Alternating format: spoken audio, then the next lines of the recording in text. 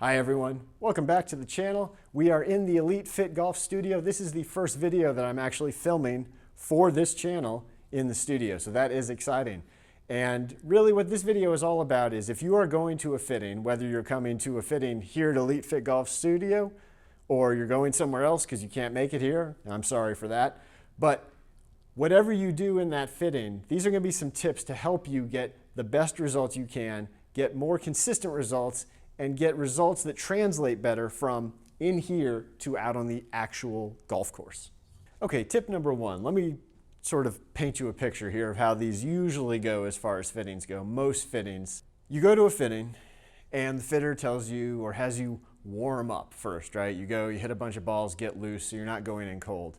And then you go and you hit your gamer clubs, whether that's a driver, whether that's your irons, whatever it is you're trying to get fit for.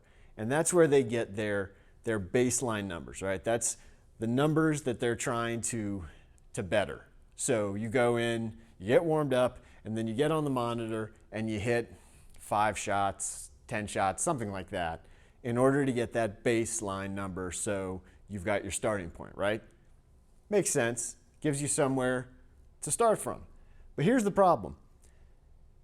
Anytime you go, and for most of us, when you go to a fitting, it's not somewhere you are regularly hitting golf balls, right? This isn't where you usually hit golf balls. You're not usually inside in a simulator with somebody staring at you with a monitor. All these different things are outside most people's comfort zone.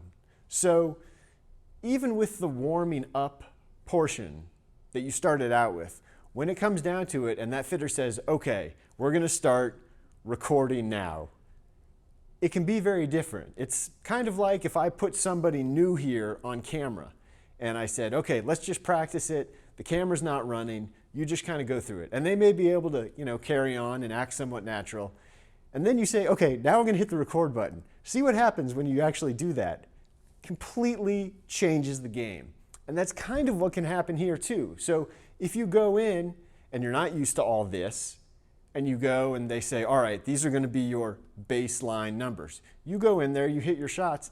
Those might not be representative of what you normally get out of whatever club it is you're hitting, whether it's an iron or a wood. So tip number one, whenever you go and you narrow down your fitted options, and you've got your whatever, your short list or your final club that you're going to be looking at as the replacement, always go back and hit some of your gamer starter clubs.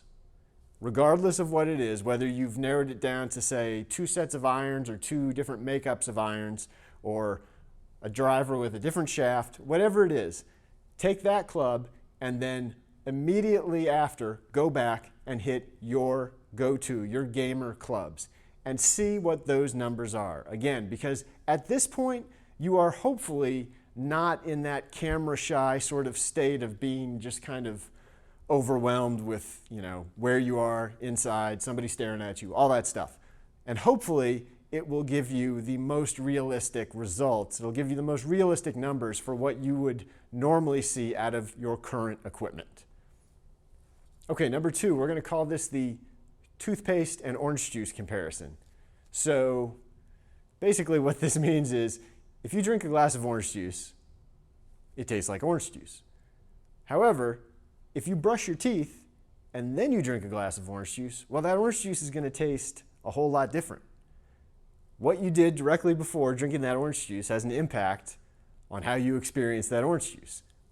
Golf club fitting can be very similar, right?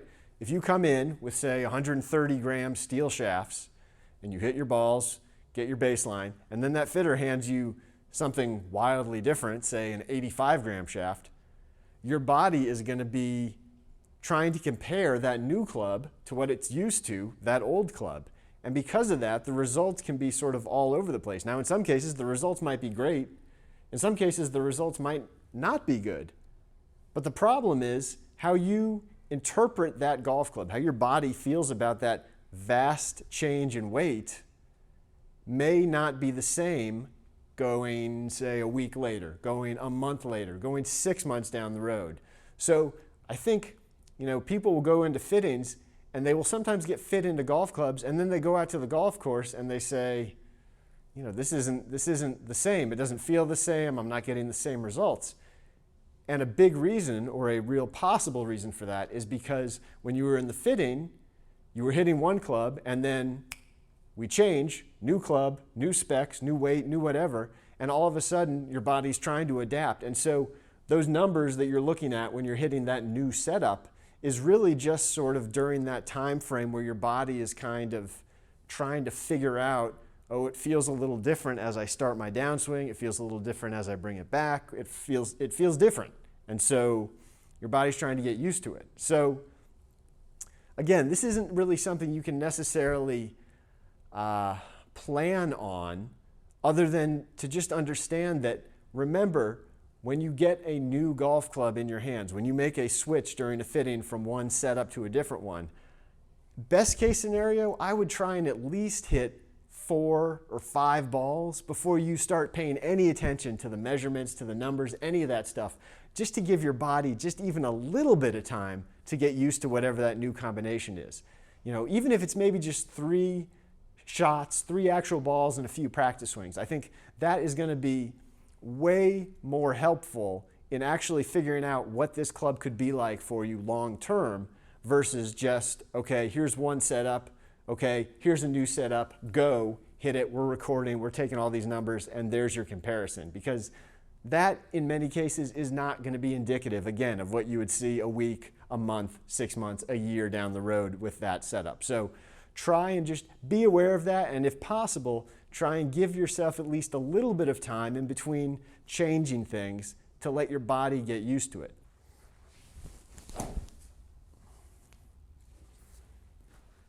Okay, tip number 3. This has to do primarily with drivers, but it can come into fairway woods, hybrids, and other clubs as well. But this is really about paying attention to something that most fitters I've found aren't really paying attention to, aren't really mentioning. And when you go into a fitting for a driver, let's say, what are you looking at? They're going to be focused on ball speed, backspin, launch angle. Those are the main sort of ones. And of course, dispersion, left and right spin, those sorts of things. But those are the main things they pay attention to. And then they try and change shafts. They might change the loft, trying to get those more optimized. But here's the thing that they almost never actually cover, never really pay attention to, and that is impact location. Where on the face are you actually impacting with the ball? Because that can make a huge difference on any of those numbers that you see here. Be it speed, be it backspin, be it launch angle, any of those things can be definitely strongly influenced by where you're hitting it on the face. So, you might get a change shaft in there and start hitting everything all of a sudden a lot lower with more spin. Well, is that really the shaft doing anything? Well, in most cases, all that's really doing is that the shaft is making you, or is influencing you, to hit the ball low on the face. And if you're hitting the ball low on the face, your launch angle goes down because the loft is lower, and the spin goes up because of the gear effect. So all of a sudden, that shaft may show up on screen as being no good for you, right? Spin's too high, the launch is too low. But really, it might just be a matter of, well, with that shaft, maybe we just need to bump the tee height up a little bit in order to get those numbers where they need to be.